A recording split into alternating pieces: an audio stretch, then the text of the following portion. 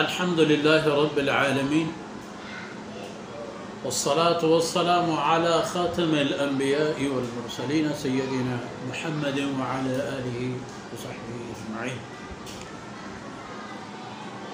أعوذ بالله من الشيطان الرجيم. بسم الله الرحمن الرحيم. سبح لله ما في السماوات وما في الأرض وهو العزيز الحكيم. هو الذي أخرج الذين كفروا من أهل الكتاب من ديارهم لأول الحشر ما ظننتم أن يخرجوا وظنوا أنهم مانعتهم حصونهم من الله فأتاهم الله من حيث لم يحتسبوا وقذف في قلوبهم الرعب يخربون بيوتهم بأيديهم وأيدي المؤمنين فاعتبروا يا أولي الأبصار. ولولا أن كتب الله عليهم الجلاء لعذبهم في الدنيا ولهم في الآخرة عذاب النار ذلك بأنهم شاقوا الله ورسوله ومن يشاق الله فإن الله شديد العقاب. سبحانك لا علم لنا إلا ما علمتنا إنك أنت العليم الحكيم. رب اشرح لي صدري ويسر لي أمري واحلل عقدة من لساني يفقه قولي واجعل لي وزيرا من أهلي رب زدني علما وارزقني فهما. گرامی قدر بھائیوں بہنوں اور پیارے بچوں، مدنی سورہ ہے سورہ حج،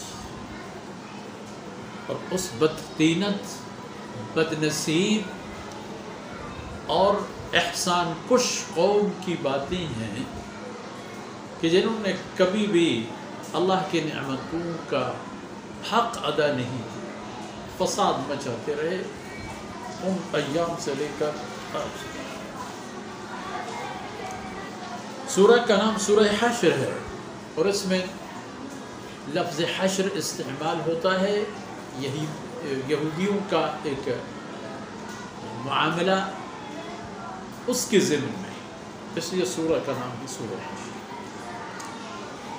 اور ان صورتوں میں یکسانیت ہے، کچھ الفاظ کی تشابہ میں. سبح للہ، اللہ کی تسبیح، پاکیزگی، بزرگی، شان بیان کرتے ہیں. سبح للہ، تعریف کی اللہ رب العزت کی، ما فی السماوات وما فی الارض، جو کچھ آسمانوں میں ہے جو کچھ زمینوں میں ہے سب کے سب نے اللہ کی تعریف، اللہ کی بے عیبی بیان کی. وَهُوَ الْعَزِيزُ، اللہ کی ذات ہے جو ہمیشہ غالب ہے، کبھی اللہ سے کوئی غالب نہیں ہوگا کبھی. الحکیم، اور اللہ کی ذات ہے وہ حکیم ذات کے جو اپنے فیصلے حکمت اور بصیرت کے ساتھ کرتا ہے. اب اللہ کو دیکھ لو، جان لو، پہچان لو. هو الذی اخرج الذین کفروا من اہل الکتاب من دیارہم، قریش کے مہاجر مسلمانوں سنو سمجھو، اوس خزرج کے انصاریوں سنو اور سمجھ لو، دیگر قبائل سے ہجرت اور اسلام قبول کر کے آنے والوں سنو اور سمجھ لو کہ جو کچھ ہوا، جس کا تذکرہ ہو رہا ہے وہ اللہ کے فضل و کرم سے ہو گیا. تم لوگوں کی اس میں کوئی کمال نہیں ہے، اللہ کی شان اور اس کی مہربانی. آپ صلی اللہ علیہ وسلم جب تشریف آور ہوئے مدینہ طیبہ، آپ سے پہلے اطراف مدینہ میں یہودیوں کے قبائل آباد تھے جو مدینہ طیبہ سے بہت قریب تھے. وہ 3 قبیلے تھے جو زمین زراعت کی زمین تھے، تجارت تھی، صنعت تھی، سب ان کی مٹی میں بند تھے. اور پورے مدینہ اور یثرب اپنے دور اطراف سمیت ان کا ہمیشہ محتاج ہوا اور وہ چھوس لیتے تھے لوگوں کو. آپ صلی اللہ علیہ وسلم جب تشریف آور ہوئے تو آپ صلی اللہ علیہ وسلم نے ایک معاہدہ عدم جارحیت قائم کی اہل مدینہ کے ساتھ، اور ایک دفاعی معاہدہ بھی ان لوگوں کے ساتھ قائم کیا. ایک ایسا نظام بنایا آپ صلی اللہ علیہ وسلم نے کہ اگر اس کو قبول کیا جاتا، اس پر چلا جاتا، تو یہ ہوتا کہ اہل مدینہ ایک مستقل اور مضبوط ریاست بن جاتے. بن تو گئے، لیکن بات یہ ہوئی کہ جن لوگوں نے ابتدا میں تو یہ معاہدہ قبول کیا اور اس پر انہوں نے دستخط بھی کر دی، لیکن بعد میں منحرف ہو گئے، یکی بعد دیگری. اور انحراف میں سب سے پہلا یعنی پیش قدم یہ یہودی تھے. تو جب یہ منحرف ہو گئے تو آپ صلی اللہ علیہ وسلم نے ان کو سمجھانے کی کوشش کی، مگر یہ بدطینت لوگ اپنے انحراف سے باز بھی نہیں آئے اور انہوں نے آپ صلی اللہ علیہ وسلم کی بات مانی بھی نہیں.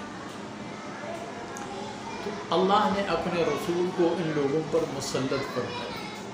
آخر فیصلہ یہی ہوا کہ جزیرۃ العرب میں سے یہود کو بھگا دیا جائے، ان کو یہاں سے نکال دیا.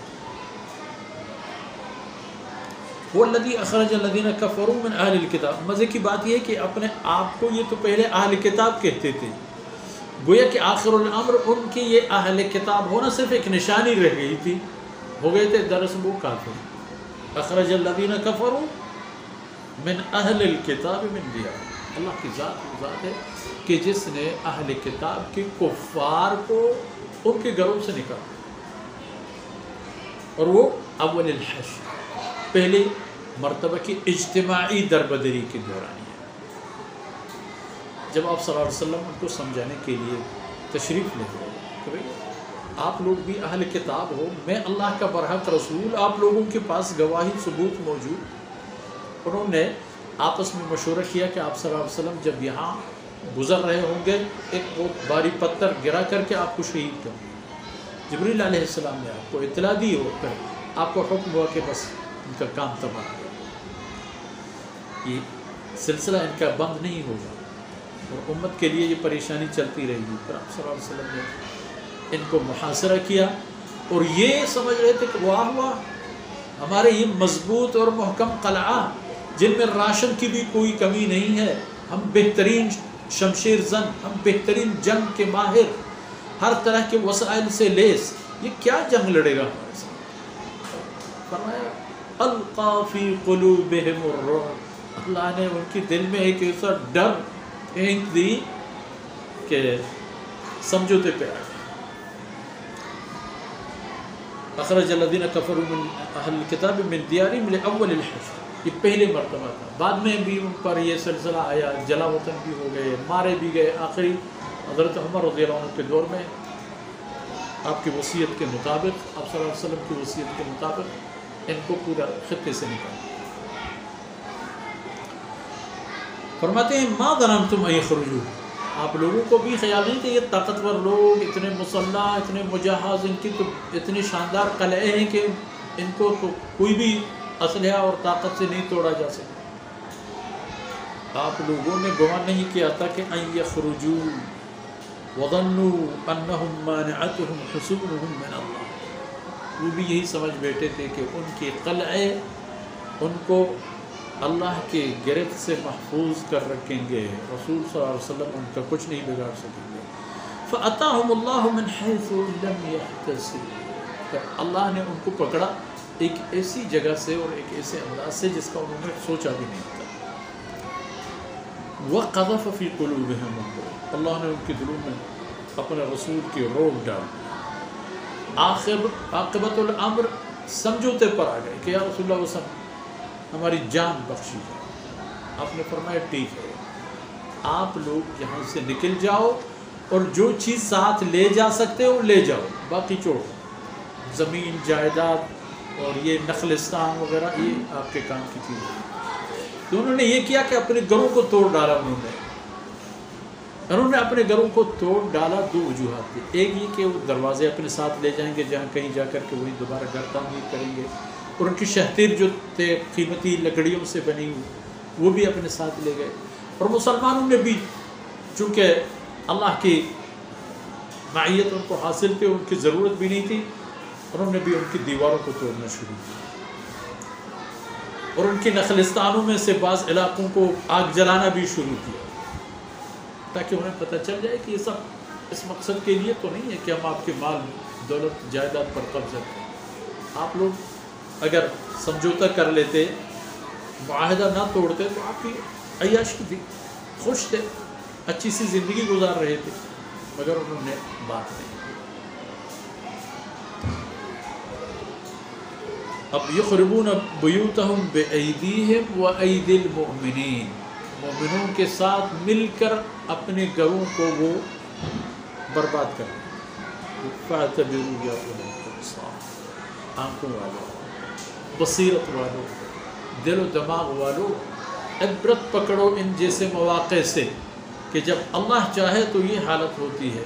اور یہ یقین کیجئے، یہ منظر دیکھ کر کے قرآن پاک کی جو گواہی و شاہدی مفسرین نے لکھے ہیں، جب امریکہ افغانستان سے نکل گیا اور نکلتے نکلتے انہوں نے ہزاروں اپنے طیارے، ہیلی کاپٹر، ہزاروں ان کے جنگی گاڑیاں، سواری گاڑیاں، انہوں نے بھی اسی طرح ان کو توڑ ڈالنا شروع کیا، تاکہ افغانستان کے جو فاتحین نے اپنے ملک کو فتح کیا اور امریکہ کو مار بھگایا، تاکہ ان کے کام نہ آئے۔